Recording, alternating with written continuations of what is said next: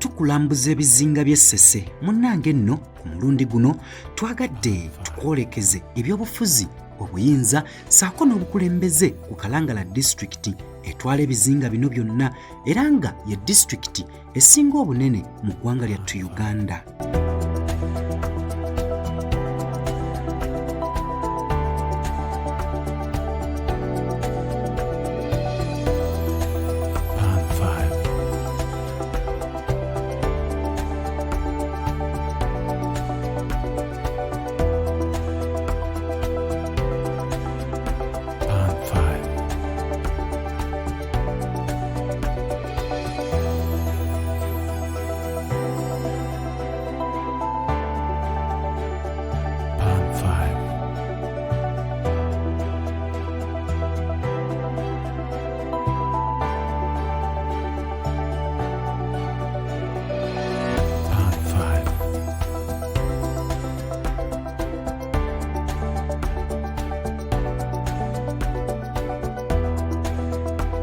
Ekolebwa ebizinga 84 biramba, kyokka nga ku byo ebizinga 64 byokka bye biriko abantu, olwo ebizinga 20 birambirira tekuli bantu. Bino mulimu bisolo ssaako na bibira.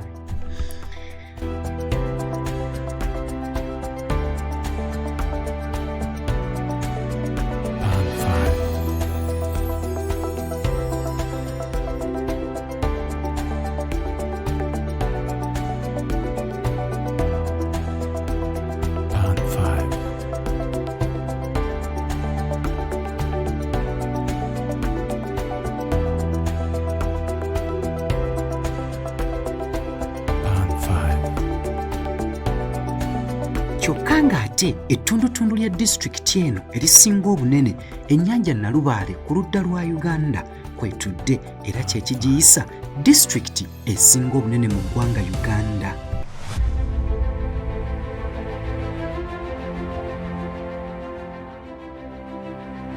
Kalangala nga disitulikiti ekolebwa constituencies 2 Kyamuswa ne Bujumba. Disitulikiti y'e Kalangala erimu amagombolola 7 nga gano ye Bujumba, Mugoye, Bufumira, Mazinga, Kyamuswa, Bubikke ssaako ne Kalangala Town Council.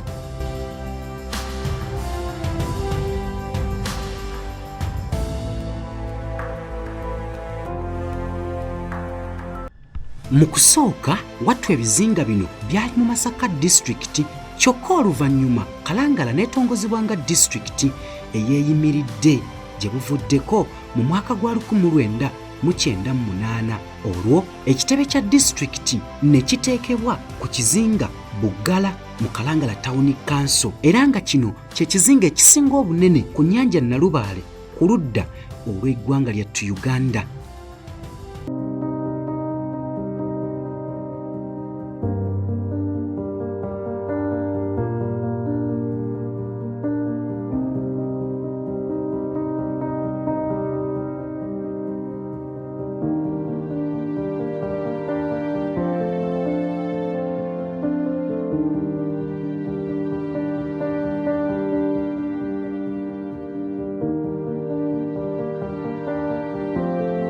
Ebyafaayo bigamba nti okwawukanako n'ebitundu ebirala eby'eggwanga lyattu Uganda, Kalangala kye kitundu mu nsi yaffe Uganda ekirina demokulasiya asummuseemuuko okukira ebitundu ebirala era ng'abantu baayo balina olukusa n'olukisa olwa waggulu okulonda omuntu yenna gwe babeera baagadde okufuuka omukulembeze waabwe era oyo gwe babeera balabamu embavu bamulonda okubakiikirira nga tebatunuulidde kibiina kyavaamu langi mwali oba langi mwajjidde. Okwongera okukakasa kino eno tewabangayo nsiitaano, kavuvuŋŋano oba kwekalakaasa kwonna nga kuleetebwa byabufuzi ku bizinga by'e Ssese.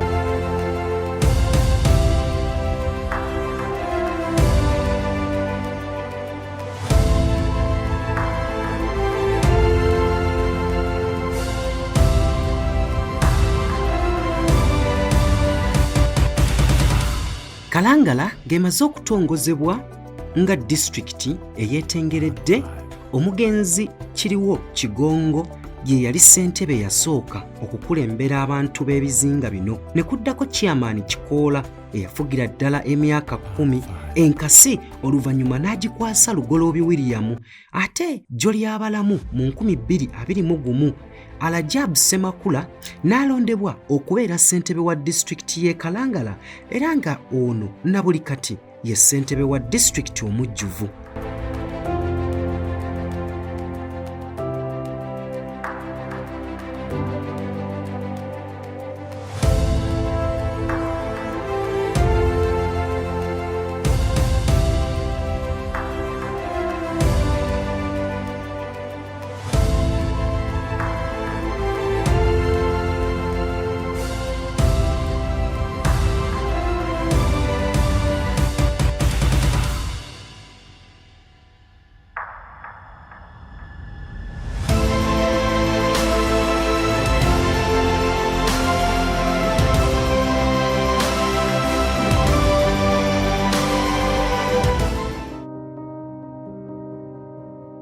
Obukadde magezi ng'olwakubulira ekyamukaddiya mukyala Nayiga Fausta, omu ku bakulembeze abakulembedde aba Ssese okuviira ddala eggwanga Uganda bwe lyafuna olwetwaze mu 62, atunnyonnyola engeri obukulembeze gye buzze bukyuka okutuusa olwaleero ku bizinga by'e Ssese.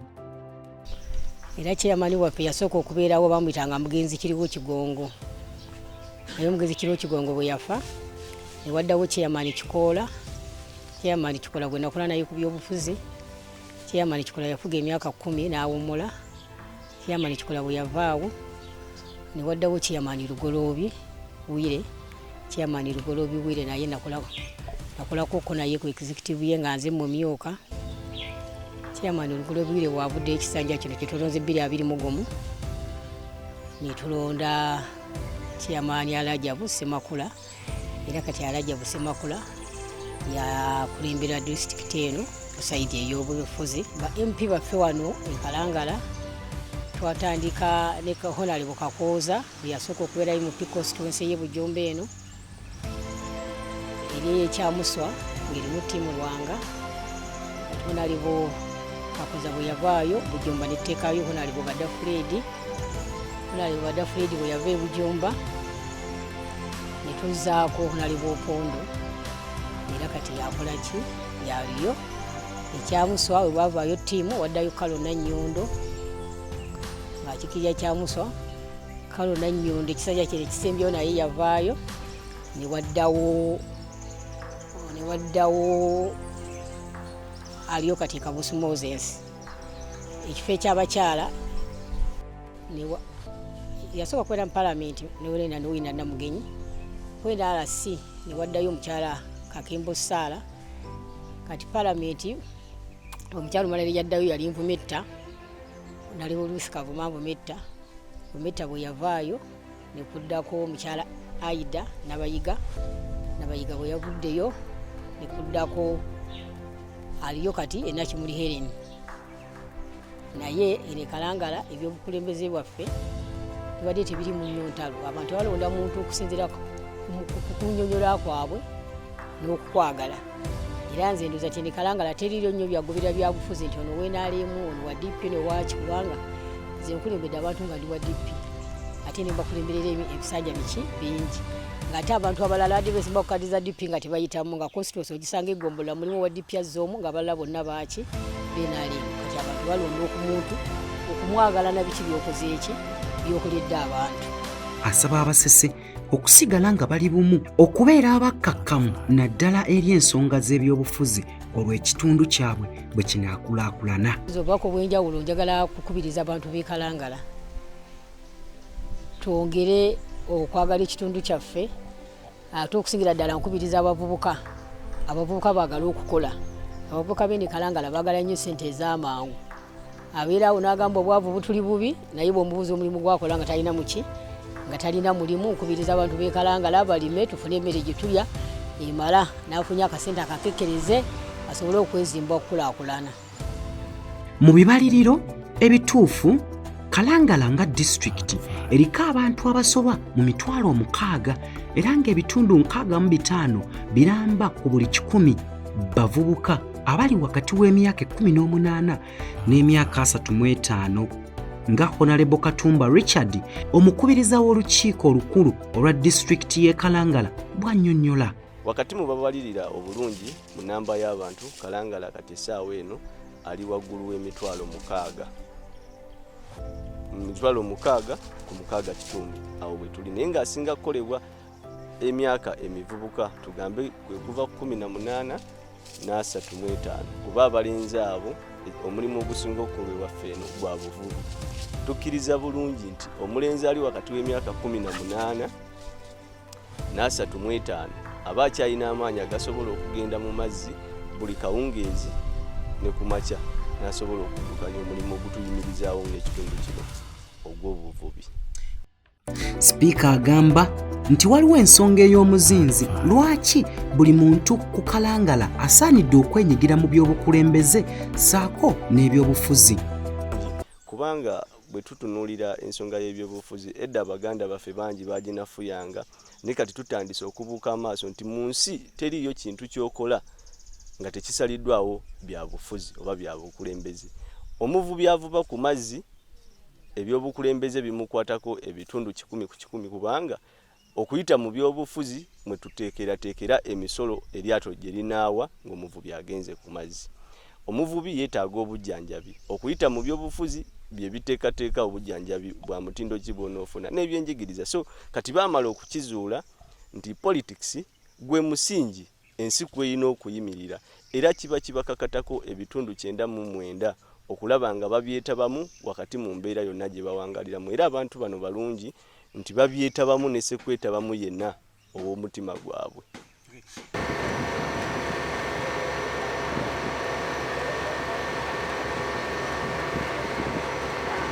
Katumba agamba nti ebyentambula kukyali kunyigirizibwa kwa maanyi nnyo eri abakulembeze n'abo be bakulembera mu Kalangala disitulikiti, era nga kino kikyalemesezza amagombolola mangi nnyo okukiikirirwa obulungi ku lukiiko olukulu olwa disitulikiti eno.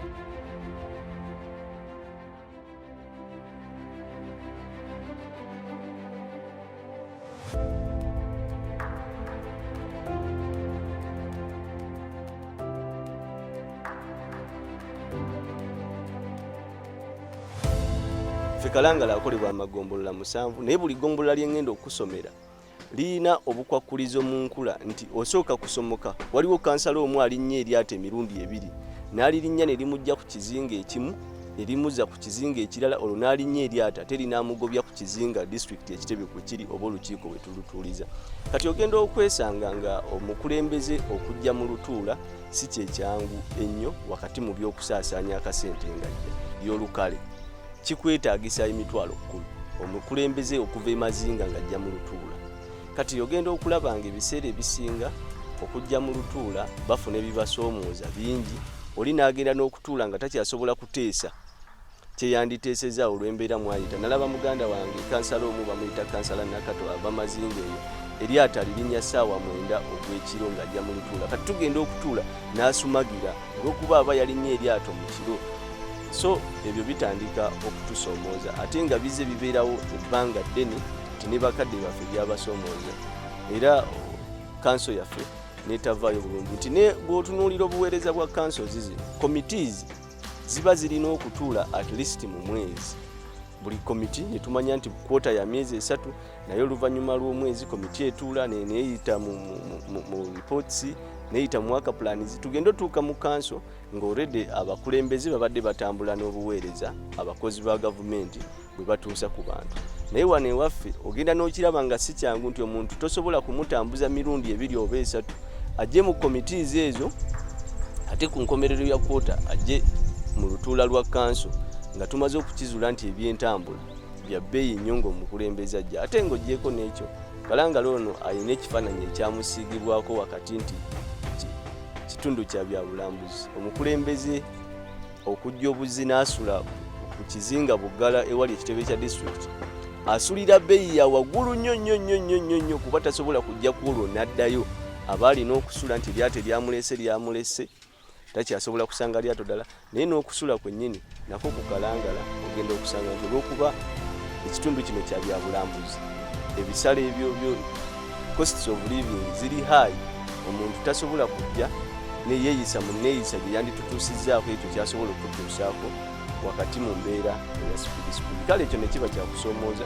Newankubadde nga Local Government Act eya ssemateeka w'eggwanga Uganda awa olukisa eri disitulikiti ezikola eggwanga Uganda okugabana n'obwenkanya ku national cake okusobola okukulaakulanya ebitundu byayo, disitulikiti y'e Kalangala ekyammiddwa omukisa okugabana mu bwenkanya ku national cake, kyokka nga y'emu ku disitulikiti ezisinga okuba engagga mu ggwanga lyattu. Nga si lwali tukyammiddwa omukisa okugabana oba oliawo kye twandigabanye. Kalangala bw'otunula mu ggwanga Uganda y'emu ku districts ezisinga okuba engagga. Mu ekyo nga tulina ebintu bino wammanga. Nti bw'otambula mu Uganda yonna, ettundutundu erisinga okuba eddene ery'ennyanja Lake Victoria, Kalangala y'erina. Era ebyennyanja bye tukozesa wano mu Uganda wamu ne bye tutwala emitala w'amayanja bisibuka wano waffe Kalangala. Ne tuba nga tukontributinga kinene okubawo kw'eggwanga Uganda mu mbeera ez'enjawulo, wakati mu nkulaakulana, mu by'emisolo, mu mirimu na buli kimu. Kalangala Infrastructure Services kino nga kye kitongole ekivunaanyizibwa ku nzirukanya y'emirimu, enkulaakulana, entambula y'amazzi ssaako n'amasannyalaze mu bizinga by'e Ssese mu disitulikiti ey'e Kalangala. Kitongole kya bwannannyini newankubadde nti kivujjirirwa gavumenti. Olukiiko lwa disitulikiti lukyebaza olw'emirimu gye kikoledde, kyokka ate ne lwongera okusaba nti kirongooseemu mu ntambuza yaakyo ey'emirimu.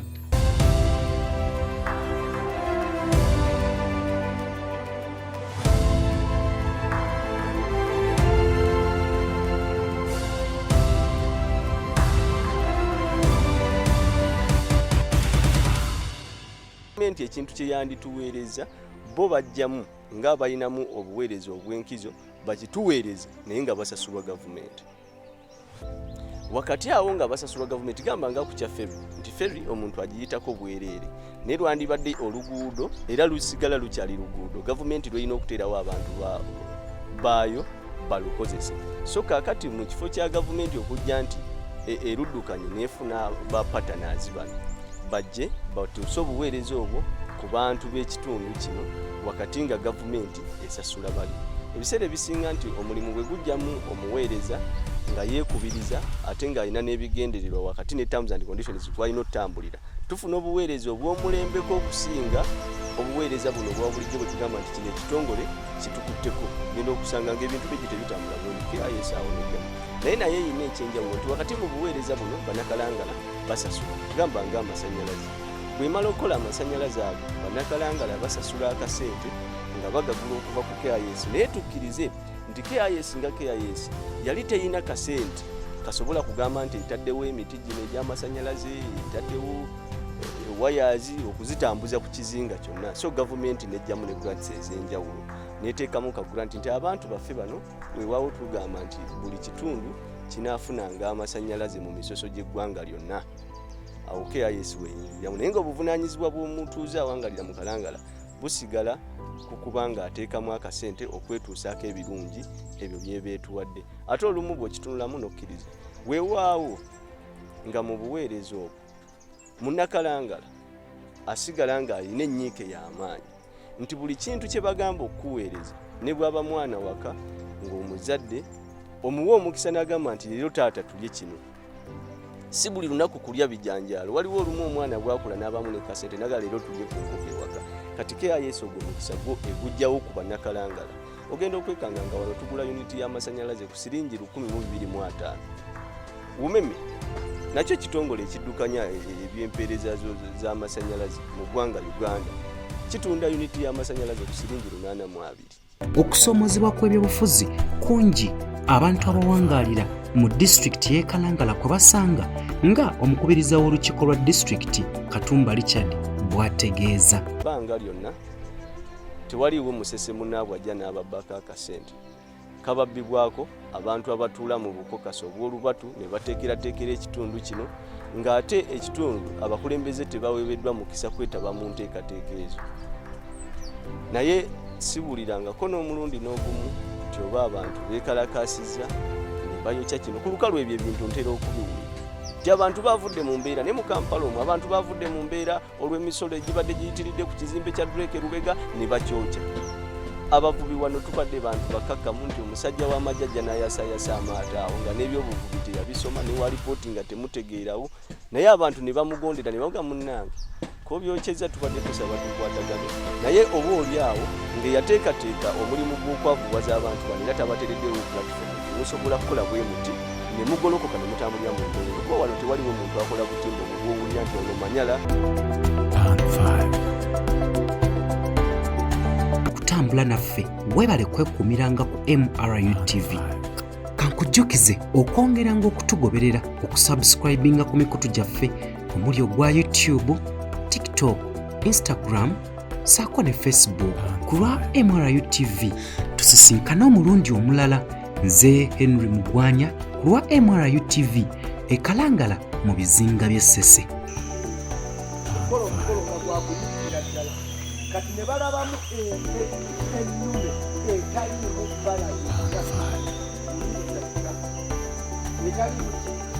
bbala lyonna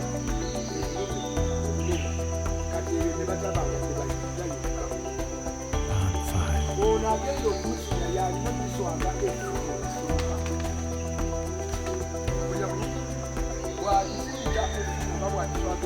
ompewere newankubadde ento naye tujja kulaba enkulu ekisinga kisalwamu embaawo kangende njikulagira eddala enkulu buli muwaawo